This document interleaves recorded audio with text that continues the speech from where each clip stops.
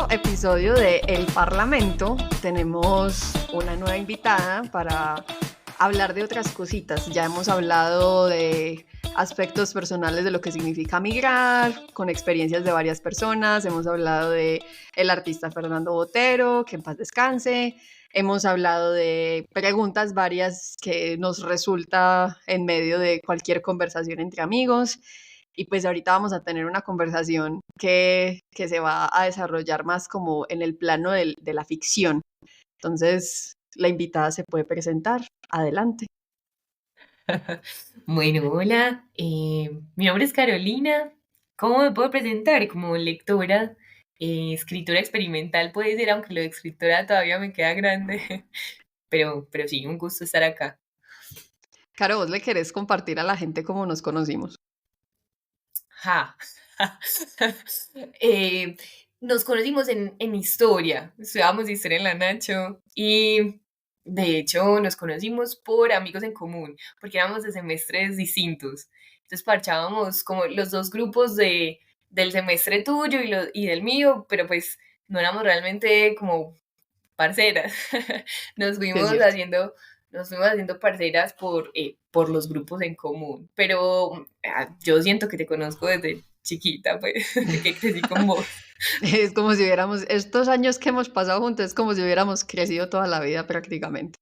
Pero prácticamente. si hay algo que hay que resaltar y es que aunque teníamos amigos en común que compartíamos materias y demás, hubo una cosa que nos hizo todavía más entrañables, que es precisamente la literatura. Lo hemos hablado muchísimo, en algún momento, no sé si hablar en pasado de la tertulia, hablar en presente o hablar en futuro. Dejémoslo así, pero Pueden ser los la tres. es omnipresente en el tiempo la tertulia en la que compartimos con mención especial para Marvin Santiago y para Juan Pablo Estrada, que ellos no escuchan este podcast, pero de todas maneras los voy a mencionar.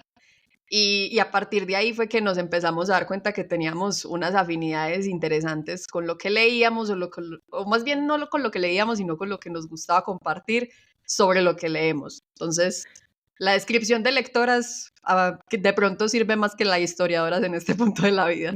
Definitivamente, estoy de acuerdo.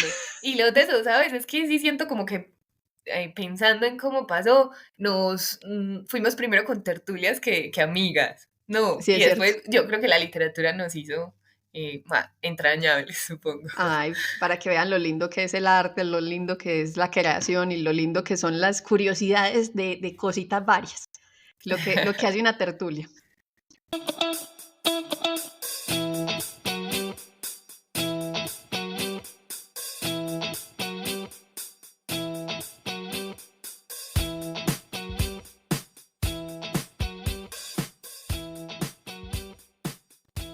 Hagamos de cuenta que esto es una tertulia virtual, claro, y en estos días pues que estábamos hablando vos y yo de varias cosas, recuerdo que mencionamos mucho como la forma en la que a veces hay personajes que son como bastante interesantes, pues personajes en todo ámbito, o sea, hablándolo desde la literatura, cuentos, novelas, o desde lo que cualquier cosa que uno puede observar en producciones audiovisuales, que son personajes muy bien construidos, o sea, uno a veces piensa, pues no sé, estos asesinos seriales que salen a veces en los libros y tienen como todo un entramado de cosas súper interesantes y demás. Pues a uno le surge pues la pregunta como de, a uno qué personaje de pronto con el que más identifica o que le gustaría cambiar de vida con ese personaje, sea en la historia, sea por sus descripciones, sea por sus emociones, porque pues los personajes son increíblemente complejos. Si vos pudieras ser un personaje literario, ¿cuál te gustaría ser? Uy, eso es como cuando le preguntan a uno cuál es tu música favorita. No, mentiras, no, sino que es muy complejo, o sea, hay tantas historias, tantos personajes, pero yo diría que uno que me marcó mucho fue Bartleby. Yo no sé si, bueno, sí, seguro conoces el cuento, porque es que lo leímos, de hecho, en la carrera, de esos profesores geniales que teníamos de historia, que nos mezclaban siempre los conceptos con literatura, lo conocimos por la carrera. Y ese Bartleby, el escribiente, es un personaje tan enigmático que de hecho siente uno como que no quiere nada y que ha perdido o que el sentido de la vida se ha perdido para él, que atrapa bastante. Entonces yo de hecho, muchas veces en mi vida y en muchas situaciones específicas, y digamos que también en todos estos vaivenes del mundo laboral, a veces he querido ser Bartleby y decir, preferiría no hacerlo cuando un jefe me pide algo o cuando tengo que entregar un trabajo, lo que sea, en una fecha para la que siento que el tiempo no va a alcanzar. Sí, quisiera hacerlo, pero solo por un momento. Porque, bueno, ¿vamos a hacer spoiler o no vamos a hacer spoiler? Porque Hagamos es, spoiler a modo de recomendación para que la gente se interese en de pronto acercarse a conocer a Barleby desde su historia. vale, perfecto. Entonces, habría que decir que este es un cuento de Herman Melville, ¿cierto? Y es un cuento larguito. Ojalá que se pudiera leer en una sentada, pero, Es que es un pero bueno, cuento larguito. O sea, relato corto, no tan corto, o narrativa corta, pero no tan corta. O sea, casi cuento, pero pudo ser novela. como, sí, eso, casi novela corta, cuento larguito, como quieran, ¿cierto? Pero no, de hecho sí está como reconocido en la historia como uno de los relatos más famosos de Melville. Y es un personaje muy enigmático que llega a una firma de abogados como escribiente. Primero es ejemplar en lo que hace y luego va perdiendo como los ánimos de vida, de existencia, y eso implica pues también perder como lo que hace o lo que hacía también en ese trabajo. Pero al final esa historia es muy desgarradora porque quien la narra, de hecho, no es el mismo Bartleby, sí está narrada en primera persona, pero la narra el jefe, quien lo contrata. Es un narrador testigo porque finalmente el personaje principal innegablemente es Bartleby, pero al final precisamente este personaje muere, Bartleby, y el narrador es testigo de esa muerte y le llega a él un rumor, tal vez del por qué Bartleby era o adquirió esos hábitos tan enigmáticos del preferir no hacer nada, prácticamente hasta ni comer y por eso precisamente morir. Y el motivo, ahí sí no les voy a hacer spoiler, es muy desgarrador, ese rumor, porque incluso como lectores quedamos como con esa duda. Entonces, no me gustaría ser Bartleby, Para morir perder en esa desazón de existencia. exactamente, decidí absolutamente por todo. Sería muy triste perderle el sentido a la vida sin retorno, pero sí por momentos, como adquirir esa personalidad sin que me importe qué pueda pasar. Simplemente preferir no hacerlo.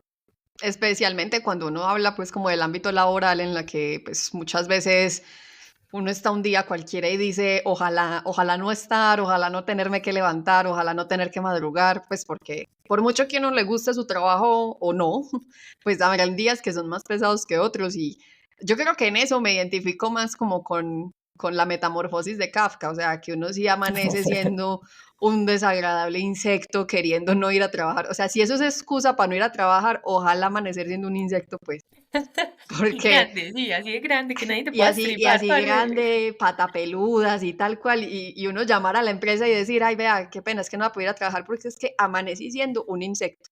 Ahí me disculpan, ¿no? Qué belleza, qué gran excusa, memorable. Y los de la empresa es que listo, a ver la incapacidad. Pero seguro te la dan, pues. No, no, pues mandar selfie ahí con las alitas ahí desplegadas.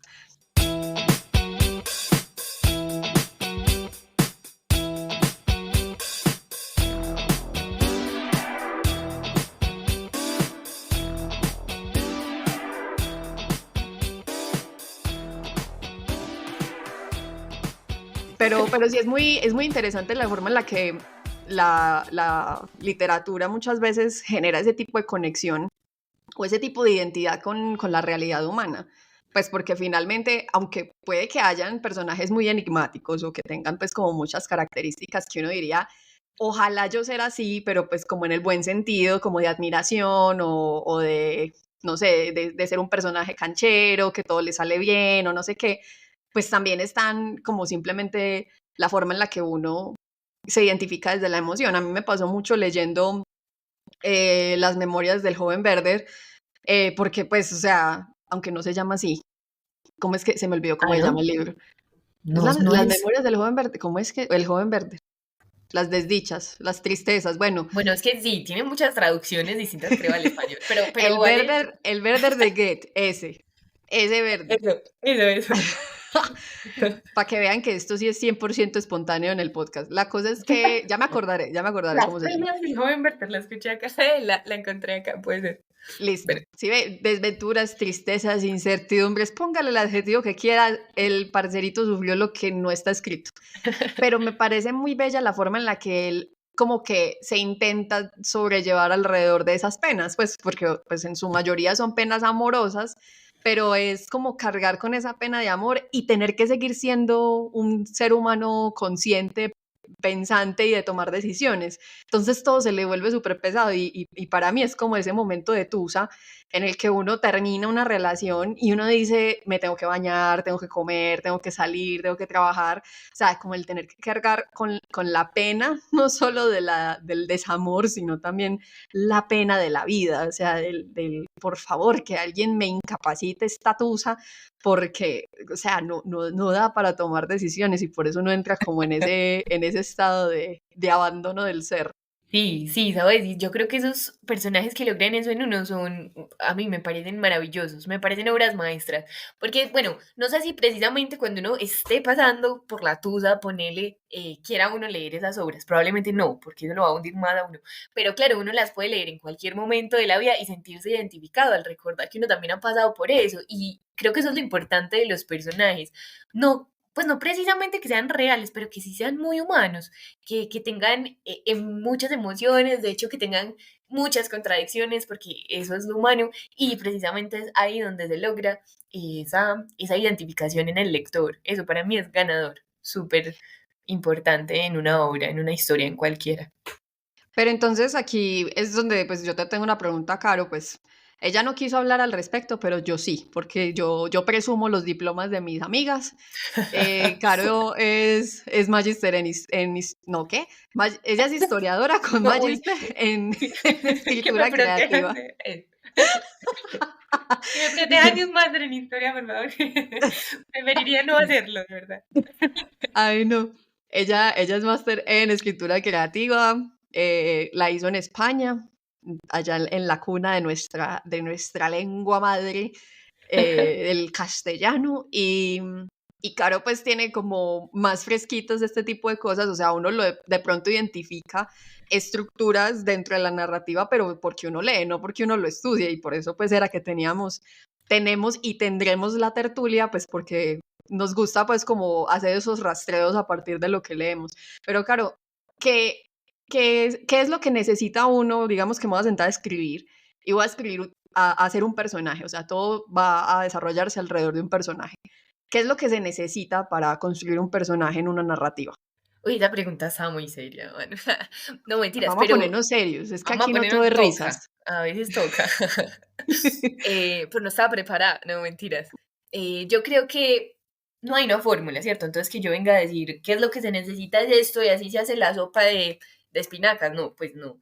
Pero, pero sí hay como ciertos, no sé, herramientas, de pronto procesos o características que es importante pensar a la hora de construir un personaje. Y yo creo que para entrar también como en eso hay que entender un poquito todo este proceso de transformación que tuvo la narrativa hispanoamericana precisamente durante el siglo XX.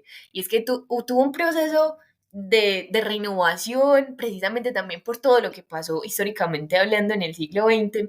Y empieza como a verse reflejado en la literatura más o menos a partir de los años 40. En 1940 hay una renovación en el lenguaje, en la forma de concebir la narrativa hispanoamericana, estamos hablando, ¿cierto?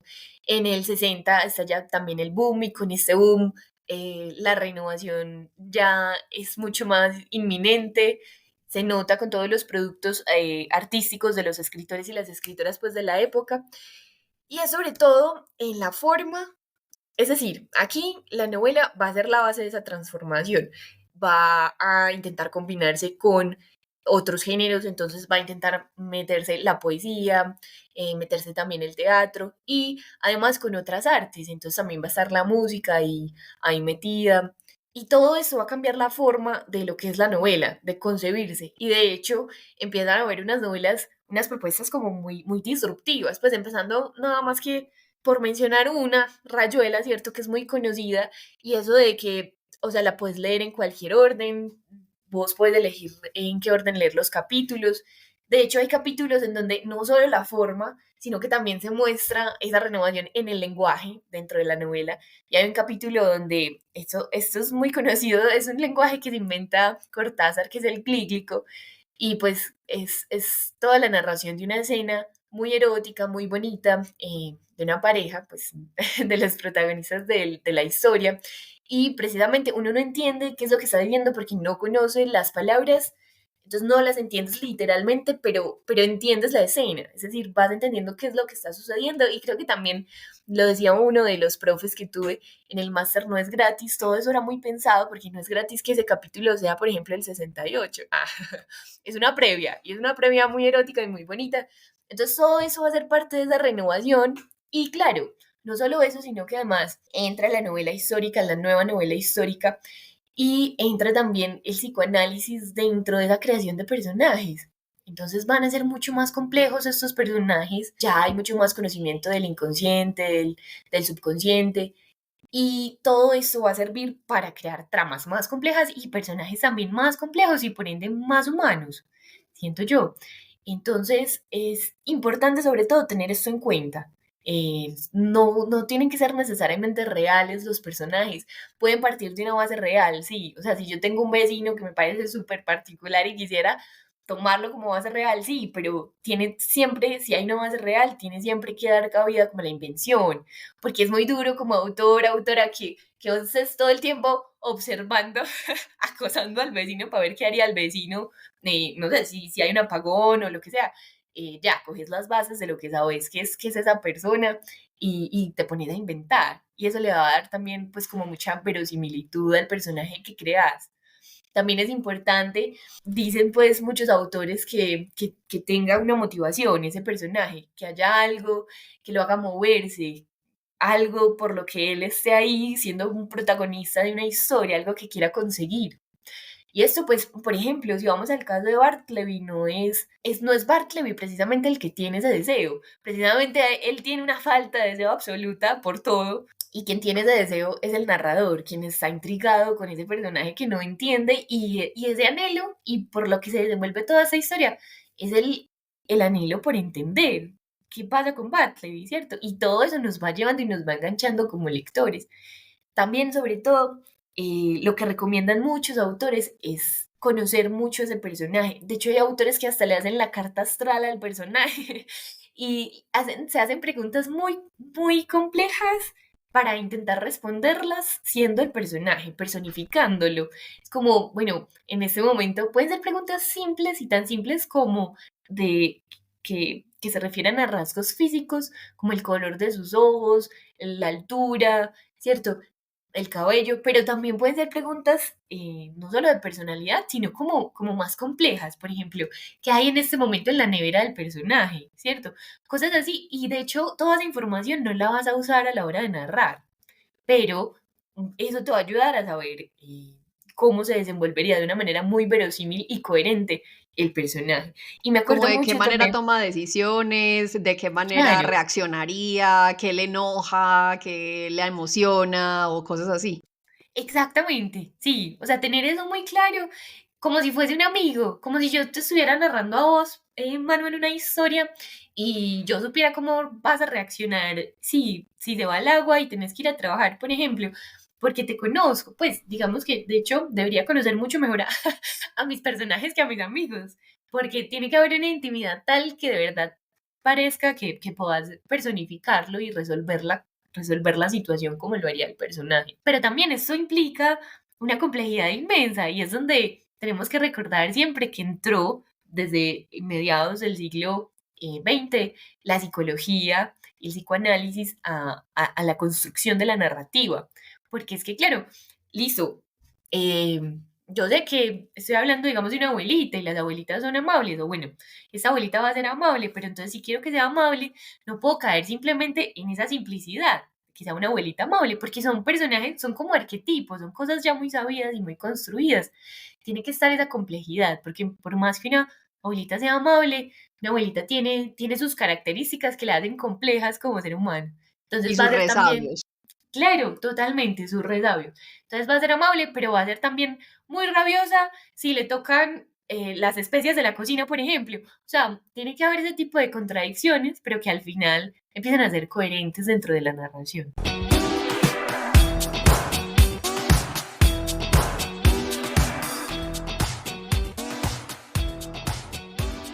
Pues porque es la construcción humana finalmente, o sea, uno no es Exacto. 100% alegre todo el tiempo. Que de hecho, vos mientras decías todo esto, me ponía a pensar en esta película de Pixar, en Intensamente, Inside Out, en la forma en la que, o sea, aunque cada personaje que representa como una emoción o una forma de tomar decisiones a partir de una emoción, pues llega un punto de la película en el que vos te das cuenta que cada uno de estos personajes, emociones, pues tiene también momentos reflexivos en el que se reconoce por fuera de su propia emoción. Entonces eso hace que el personaje sea muy contradictorio porque entonces vos ves a tristeza siendo feliz en un momento porque se siente valorada de alguna manera, o esa alegría de una desesperación y una preocupación absoluta por no poder tener todo bajo control como siempre lo había llevado. Entonces a mí eso Claro. me parece muy interesante porque finalmente este tipo de construcciones de personajes no está solamente en lo narrativo, en lo que se escribe, sino que también permeó muchísimo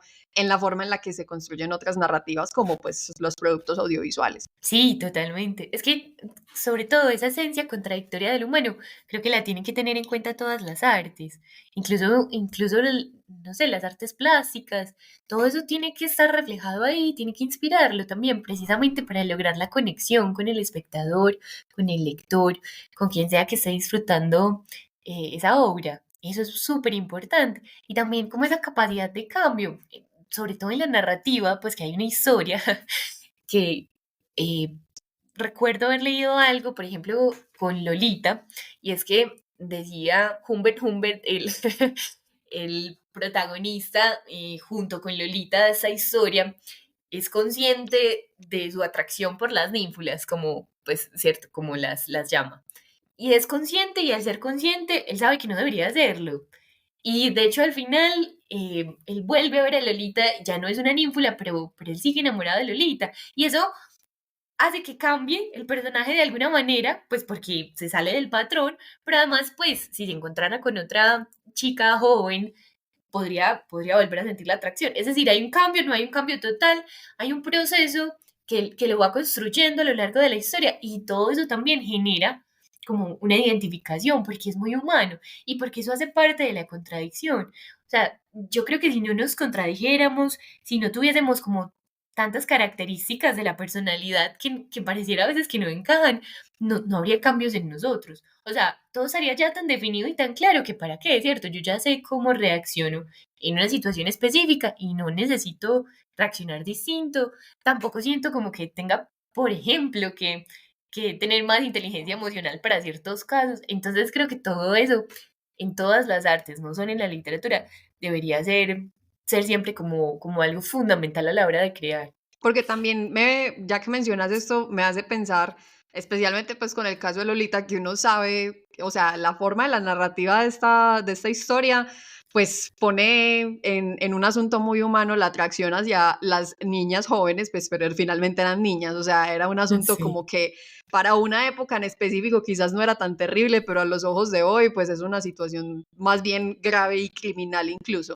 Pero entonces me pone también pues como a pensar que en cierta medida nosotros utilizamos las historias, de hecho desde que estamos chiquitos, cuando los niños están en la escuela, muchas de las historias es como para generar una conciencia ética, como para diferenciar el bien y el mal, lo que se debe hacer, el tomar buenas decisiones, el ayudar a los demás y todas estas cosas.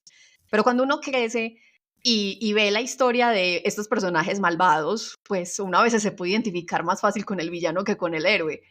O sea, Sí, porque total. el héroe sufre tanto y tiene que esforzarse tanto y tiene que hacer tantas cosas. Y a veces el villano la pasa genial, es como súper nice, es como que hace lo que quiere y se lleva a todo el mundo por delante y le importa nada. Entonces uno como que muchas veces hasta puede llegar a tener ese tipo de relación con una parte de uno, pues que no sale porque uno tiene pues como unos lineamientos éticos muy claros, pero que de todas maneras no deja de ser una emoción o un pensamiento que en algún momento se te puede atravesar, como, no sé, un día ver que todo el mundo arda y que a vos no te importe. Sí, claro, y porque estoy de acuerdo con eso, sobre todo porque son emociones, bueno, cuando te sentís identificado con, digamos, entre comillas, el villano de la historia, porque hay villanos que a veces no sabes si son tan villanos o qué, pero es eso, como que desarrolla, el personaje incluso logra desarrollar mucho más esos sentimientos que a veces pasan o lo atraviesan a uno y de los que uno de pronto se siente tan culpable que intenta como esconderlos y precisamente por eso no o los reprime o no los entiende lo suficiente, entonces ahí uno se niega como a descubrir esa otra parte de uno mismo que le ayudan a descubrir los mismos personajes, esos personajes que te sacan a flote aunque no lo quieras porque estás leyendo la historia, características de la personalidad con las que te sentís muy identificado, aunque te hagan Ujú, sentir culpable de alguna manera. Y sí, yo creo que la literatura infantil lo que tiene, tal vez, si lo vemos como autores, autora, por ejemplo, si yo me refiero a ella, para mí tiene como un limitante y es que la literatura infantil tiene un carácter pedagógico innegable, es cierto. Y eso siento que sí limita las historias. Es importante tener en cuenta que es pedagógica, que sirve como para un fin, ¿sí? ujú. Pero esa literatura se libera cuando ya no es infantil, cuando ya es una literatura para un público mayor, más amplio, y es porque eso ya no tiene un fin, ya no tiene que ser pedagógica, ya no tiene que tener ahí la moral mediando. O sea, pueden ser historias perversas y eso hace parte del arte y es increíble y necesario que las haya, ¿cierto? Y esos personajes también son muy complejos de construir precisamente porque encarnan características poco exploradas dentro de lo que somos, pues, si nos consideramos buenas personas, digamos. Ujú. A mí me hace pensar mucho que cuando yo estaba, no sé, decía vos 11, 12 años, pues era de, yo no sé si vos recordás estas publicaciones que sacaba Norma, que era Torre de Papel, que eran como libritos Sí, chiquitos, pues mi mamá los compraba y mi tía me los compraba cuando íbamos a Ley, o sea, imagínate qué tan antiguo me es encanta. esta historia. La cosa es que siempre que me era un cumpleaños, pues me regalaban un librito de estos y siempre me lo regalaban como de acuerdo a los años, porque en la parte de atrás del libro decía como de cuántos a cuántos años era cada una de estas historias. Entonces eran primero los rojitos, no, los amarillitos, después los rojitos, después los azules y ya los demás adolescentes eran los verdes. Me acuerdo que me fui para la biblioteca de mi colegio y había solamente un librito que era de los verdecitos. Se llamaba Secuestrada y era supuestamente para adolescentes. Y yo dije como que bueno, pues ya me leí todos los otros porque ya me los había leído todos, o sea, toda la línea de Torre de Papel me la leí, me la releí 1000 veces. Entonces yo dije, bueno, no, me voy a leer este, pues porque, pues, ajá, yo tenía 12 años y se suponía que ese era para niños de 14 años. Y yo como que, ojo, ojo, estoy muy grande, me voy a leer este libro. Y me marcó muchísimo porque sí era un libro que tenía un énfasis totalmente distinto, o sea, la forma en la que era una joven adolescente que estaba secuestrada con los ojos vendados, en cómo ella intenta describir el lugar en el que está, que es húmedo, que se siente triste, que escucha gente llorar, que no sé qué. A mí eso me marcó de tal manera que me empezó a generar como una relación distinta con la literatura, más allá de simplemente una historia que tiene un buen final, sino que va alrededor de una emoción, de una situación, de cómo me sentiría yo en algo similar o cómo sobrellevaría yo una situación de pues secuestro y más pues en el contexto colombiano cuando lo estaba leyendo todavía más impresionante. Entonces eso como que genera una relación muy diferente, pero también me hace pensar de qué manera los personajes como que también se descubren en otros lados, pues porque podría hablar de pronto de personajes en la poesía o en otros espacios, pues que no necesariamente sean 100% narrativos. Sí, totalmente, es cierto. Y qué lindo da recordar, ¿cierto? Esas historias y de la adolescencia, que también la literatura juvenil tiene un carácter súper diferente, ya un poco más abierto también, pero con unos temas que importan mucho dentro de la adolescencia. Ya es como el amor, la sexualidad, los miedos, las inseguridades, y todo eso hace parte de un proceso, pero todavía tiene como ciertos limitantes. ¿Qué pasa? Sí, claro, hay personajes en todas las artes, creo yo, y en todos los géneros también. Por más que sea complejo, siento yo que hay, digamos que, hablando de los límites que tiene la literatura infantil y la juvenil, todas estas libertades y el construir personajes ya fuera de la narrativa, hacen un poco más parte del ámbito de la literatura para adultos, ¿cierto? Digámoslo así. Y estoy pensando mucho en la poesía porque hay un recurso que es muy común dentro de la poesía, que se llama, o sea, se le conoce como monólogo dramático, y lo que hace es que vos como autor, a partir pues de una realidad ficcional, encarnes un personaje de la historia o un personaje conocido ya, incluso un personaje de la narrativa, pero que al encarnarlo vos y ponerlo en una situación determinada, o la situación de la que lo saques, por ejemplo, lo desarrolles, ¿cierto? Entonces eso es, a partir de un yo poético, vos como autor encarnás un personaje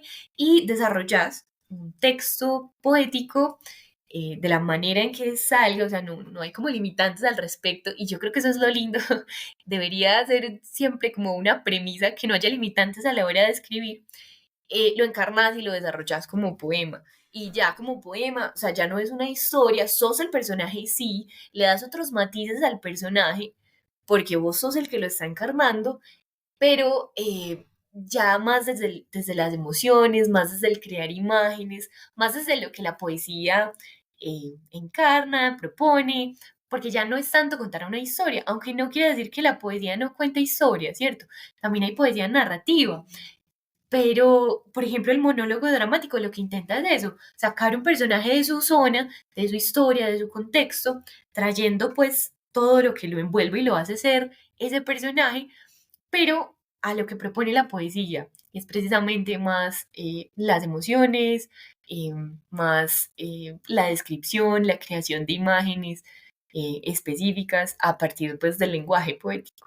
O sea, es como si la poesía funcionara como un recurso extra que aporte a la construcción de ese personaje. Sí, sí, absolutamente. Podría aportar, podría no aportar, podría cambiarlo del todo. O sea, vos puedes hacer lo que quieras. Me Ujú. saco a una Cenicienta, ¿cierto?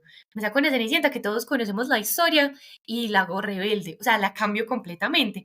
Pero lo lindo es eso, que va a haber un bagaje compartido, digamos, popularmente, que va a ser la Cenicienta y todo lo que la envuelve. Eso va a tener que estar ahí detrás para que vos entendás un poco el poema, ¿cierto? Si va a ser una Cenicienta distinta, entonces, claro, vas a tener con qué contrastar, vas a saber que es distinto. Si va a ser la misma Cenicienta, pero resolviendo la historia distinto, también, válido. Si va a ser la misma Cenicienta, pero en el momento preciso en el que deja el zapato, o sea, que está sintiendo esa Cenicienta corriendo, también, o sea, le va a dar como más perspectivas a lo que es ese personaje, pero también lo va a cambiar si se quiere, va a Como brindar como esas para posibilidades. darle ese espacio, o sea, como para permitirle al personaje que piense y sienta más allá de la historia que le han construido. Pues no sé, mientras decías esto me imaginaba como un Simón Bolívar que de un momento a otro pensó como que, lo de la independencia no es tan buena idea después de todo. O sea, hacer un poema pensando en Simón Bolívar diciendo, ni, venga, no, ¿para qué la independencia? Pues eso ¿para qué? Dejémoslo así. Claro. Por ejemplo, es una imagen muy divertida, pero que cambiaría absolutamente el curso de la historia. Y el poema se puede, de nuestra historia, sí, y el poema se puede basar en eso. Puede coger la arista que quiera de ese viraje que le des al personaje que elegís. Entonces da muchas posibilidades. Por ejemplo, crear personajes en la poesía, ya que lo mencionas. Pero no sé, si lo ves también, vos que sos muy cercana a la música, si lo ves también en otras artes, porque yo diría que incluso desde las artes plásticas también se podría dar ese viraje y no sé. Porque es que yo me ponía a pensar en canciones que hablen de personajes y pues no sé, se me ocurre de un Pedro Navaja de Rubén Blades, pues que Claro. literalmente te está estableciendo el desarrollo de dos personajes puntuales hasta el borracho que sale en la mitad de la canción y vos te planteas toda la escena, pero también el hacer del personaje, pues de acuerdo al contexto que nosotros estamos, quizás una persona en Suiza escucha esta canción y de pronto no va a estar tan familiarizada con el tipo de personaje, pero sí es algo como que te permite entender las decisiones, el cómo funciona dentro de la narrativa, pues como de la canción en cuanto a la letra. Pero si yo me pusiera a pensar en la música, a mí me sucede mucho, ya lo he hablado en otros episodios, pero jamás me voy a cansar de hablar de la música del Señor de los Anillos, de Howard Shore, porque a mí me parece impresionantemente increíble la forma en la que un sonido o un tema en específico puede conectarte con un personaje o con una serie de personajes o con una comunidad, un clan o como lo quieras llamar.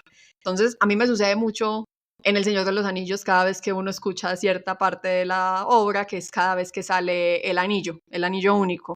Entonces suena la misma musiquita y vos decís, ah, van a mostrar el anillo o están hablando del anillo, o sea, y vuelve el anillo un personaje solamente con estar pues como sonándolo o poniéndolo como si casi que tuviera vida propia, porque depende de un personaje más grande o tuvo una historia en sí misma o el anillo hasta tiene como una voluntad propia, entonces como que sí te abre una inquietud particular, el cómo funciona ese elemento dentro de una historia y aunque no sea pues netamente humano, es un objeto, pues tiene como unas condiciones que te ponen como a dudar más allá de la magia, porque es lo que a mí me parece muy impresionante, el cómo lo de personaje es porque tiene elementos humanos, pero pues no necesariamente es una persona que pueda existir en nuestra realidad, o de pronto ya está así, pero pues tiene también como un asunto de superstición alrededor de lo que lo constituye, dependiendo de la historia, dependiendo de la forma en la que se presenta.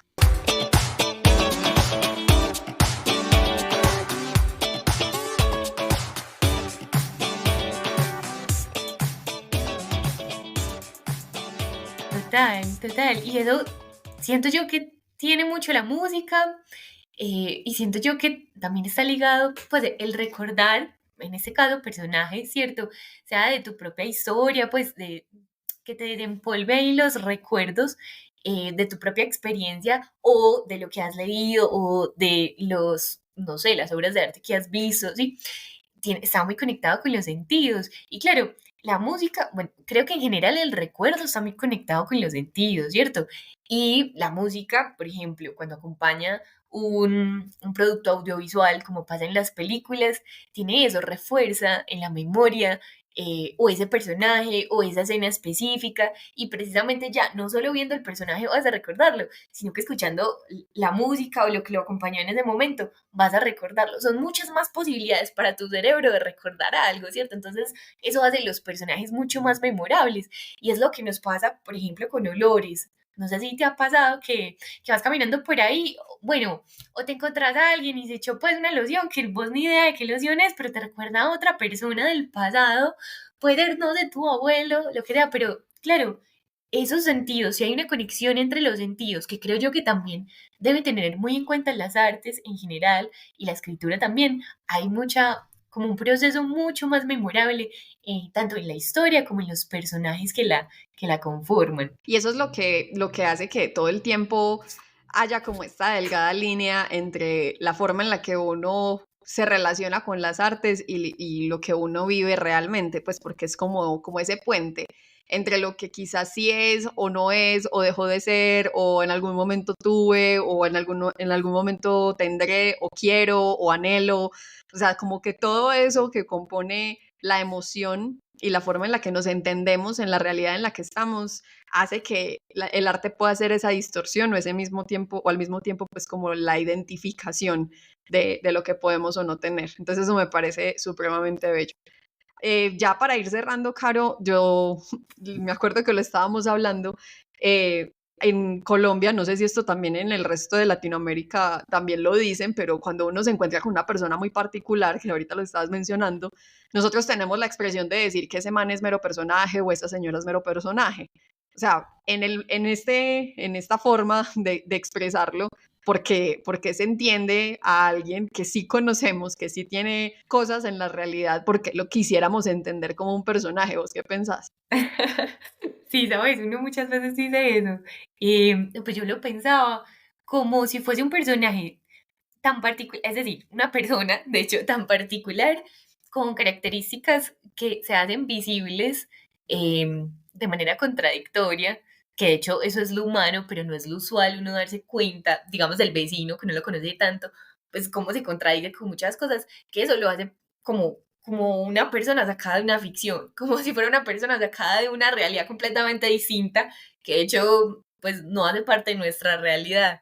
Creo que eso, como cosas que para nosotros son contradictorias o generan cierta falta de coherencia, que de hecho es muy humano, nos hacen pensar eso como en las personas. Pues, o no sé, vos qué pensás, porque claro, la literatura se intenta sacar, poner lo humano dentro de la ficción, pero nosotros dentro de la cotidianidad tenemos la ficción todo el tiempo en la cabeza y a veces pues a mí me pasa y seguro a vos también, que uno lee pues mucha literatura y entonces está pensando como en clave de ficción y claro, uno dice, uy, este man o podría ser o esta nena, o podría ser una fuente increíble para crear un personaje o vino de una ficción, pues porque parece muy particular. Lo que yo creo que pasa es que a veces uno como que llena los espacios en blanco de la información que no tiene. Entonces, por eso, o sea, a mí me pasaba mucho con profesores también en el colegio que uno los veía y, o sea, literal parecían salidos de un cuento, o sea, porque eran muy particulares, pero ya nosotros, como uno nunca conoce la historia del profesor más allá del salón de clase, como que entre uno mismo empezaba a sacar un montón de posibilidades o un montón no sé, de ideas de qué hará el profesor después de que se va para su casa, tendrá casa, dónde vivirá, qué lugares visita, que ya ahí es donde uno lo vuelve un personaje, o sea, ya uno empieza a rellenar con información que no tiene lo que a uno le parece que podría adaptarse mejor a lo que uno ve en el salón de clase, que ya uno empieza pues como a dejar que la imaginación vuele. Y muchas veces pasa eso con esas personas que tienen unas características bastante diferenciales, pues como que lo hacen totalmente único y en una particularidad pues como poco común, que uno también empieza pues como a llenar esa información y esos espacios vacíos, como que bueno, seguro hace esto, seguro vive así, seguro en su casa hace esto, etcétera. Entonces, también Me siento que encanta. puede ir como alrededor de ese montón de posibilidades. Creo que sí, de hecho te la compro, me encanta esa explicación total. Es como si uno estuviese creando con esa persona en su mente el personaje de su historia, pero una historia que nunca va a escribir, pues crea los personajes con, sí, con características reales de las personas con las que se cruza.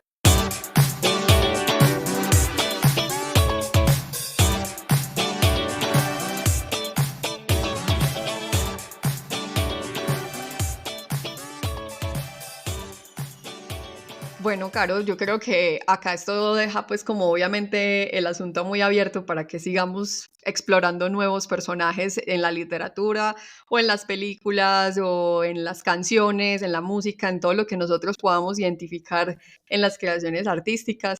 Y mucho queda pendiente también por seguir parlando alrededor de esto, pero pues nos estaremos viendo en otros episodios para darle más rienda suelta a este asunto de la literatura y los personajes. Muchas gracias por estar con nosotros en este episodio. Gracias a vos, Manu, por la invitación. Y de hecho, sí, ahora que hablas que mucho queda pendiente, sí, estoy acordándome que no respondimos o ni siquiera iniciamos esa conversación entre los personajes de novela y los personajes de cuento, que creo que lo preguntaste en algún punto.